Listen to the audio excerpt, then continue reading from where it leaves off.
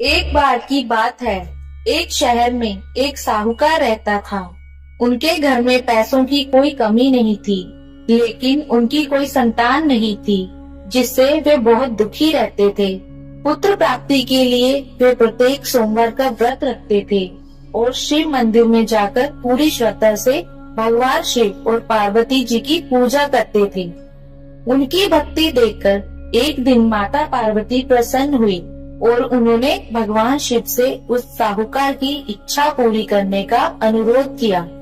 पार्वती की इच्छा सुनकर भगवान शिव ने कहा कि हे पार्वती, इस दुनिया में हर प्राणी को उसके कर्मों का फल मिलता है और उसके भाग्य में जो कुछ भी है उसे भुगतना पड़ता है। लेकिन पार्वती जी ने साहूकार की भक्ति का सम्मान करने के लिए उसकी इच्छाओं को पूरा करने की याचना की। माता पार्वती के अनुरोध पर शिव जी ने साहूकार को पुत्र प्राप्त करने का वरदान दिया, लेकिन साथ ही यह भी कहा कि उसके बच्चे की उम्र केवल 12 वर्ष होगी। साहूकार माता पार्वती और भगवान शिव की बातचीत सुन रहा था।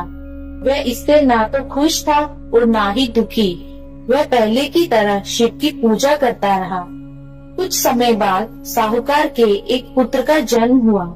जब बालक 11 वर्ष का हुआ तो उसे पढ़ने के लिए काशी भेज दिया गया। साहूकार ने बेटे के मामा को बुलाकर ढेर सारा पैसा दिया और कहा कि वह इस बच्चे को शिक्षा प्राप्त करने के लिए काशी ले जाए और रास्ते में यज्ञ करे। जहाँ कहीं भी यज्ञ किया जाता है वहाँ ब्राह्मणों को भोजन कराकर दक्षिणा दी जाती है। इसी प्रकार दोनों मामा भांजा यज्ञ करके ब्राह्मणों को दान दक्षिणा देकर काशी की ओर चले गए। रात के समय एक नगर था जहाँ नगर के राजा की पुत्री का विवाह हुआ था, लेकिन जिस राजकुमार से वह शादी करने वाली थी वह अंधा था।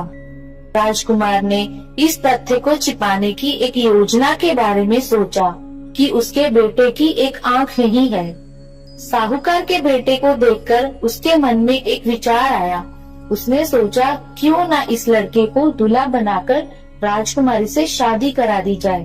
शादी के बाद मैं इसे पैसे के साथ भेज दूंगा और राजकुमारी को अपने शहर ले जाऊंगा। लड़के की शादी दूल्हे के कपड़े पहनकर राजकुमारी से कर दी गई, लेकिन साहूकार का बेटा ईमानदार था। उसे यह उचित नहीं लगा।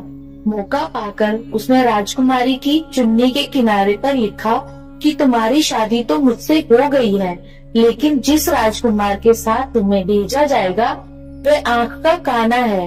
मैं काशी पढ़ने जा रहा हूँ। राजकुमारी ने जब चुन्नी पर लिखी बातें पढ़ी तो उसने यह बात अपने माता पिता को बताई। राजा ने अपनी बेटी को विदा नहीं किया, जिससे बारात वापस चली गई। उधर साहूकार का लड़का और उसके मामा काशी पहुँचे और वहाँ जाकर उन्होंने यज्ञ किया।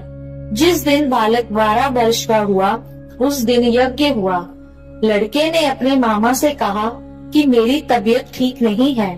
मामा ने कहा कि तुम अंदर जाकर सो जाओ। शिव के वरदान के अनुसार थोड़े ही समय में उस बालक के प्राण निकल गए। मृत भतीजे को देखकर उसके मामा विलाप करने लगे। संयोग से शिव और माता पार्वती उसी समय वहाँ से जा रहे थे। पार्वती ने भगवान से कहा, स्वामी, मैं इसके रोने की आवाज को सहन नहीं कर सकती। आपको इस व्यक्ति की पीड़ा को दूर करना चाहिए। जब शिव मृत बालक के पास गए तो उन्होंने कहा कि यह उसी साहूकार का पुत्र है जिसे मैंने 12 वर्ष की आयु का वरदान दिया था। अब इसकी उम्र हो गई है।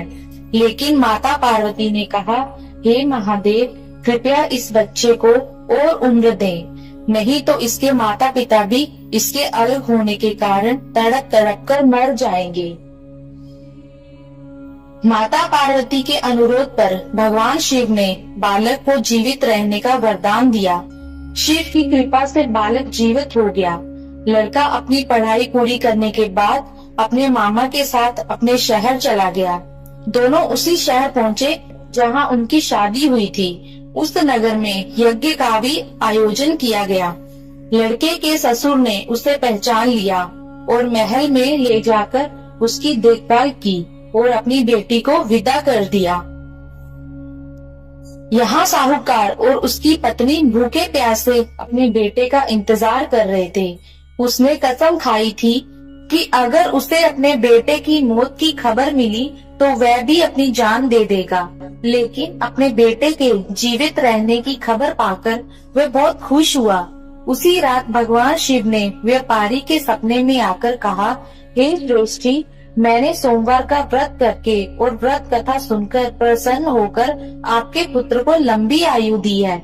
इसी प्रकार जो कोई भी सोमवार का व्रत रखता है या कथा को सुनकर और पढ़ता है, उसके सभी दुख दूर हो जाते हैं और उसकी सभी मनोकामनाएं पूरी होती है। ओम नमः शिवाय।